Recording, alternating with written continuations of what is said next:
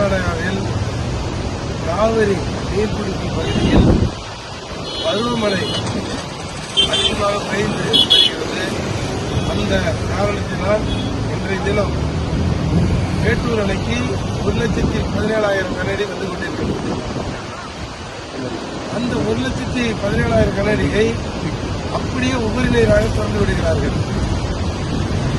அந்த கரையோர மக்களுக்கு பாதுகாப்பு உறுதிப்படுத்தும் மாவட்ட நிர்வாகம் 1,17,000 கனஅடி போது முறையாக ஆர்டிஓ, தாசில்தார், மாவட்ட ஆட்சி தலைவர், டிஎஸ்பி அவர்களிடம் நான் ஏற்கனவே பேசியிருக்கேன். ஏற்கனவே 4 நாளைக்கு முன்னாடி ஒரு பெரியவரை இந்த கரையில் தண்ணி அடிச்சிட்டு போது மீட்பு பணி பண்ணியிருக்காங்க.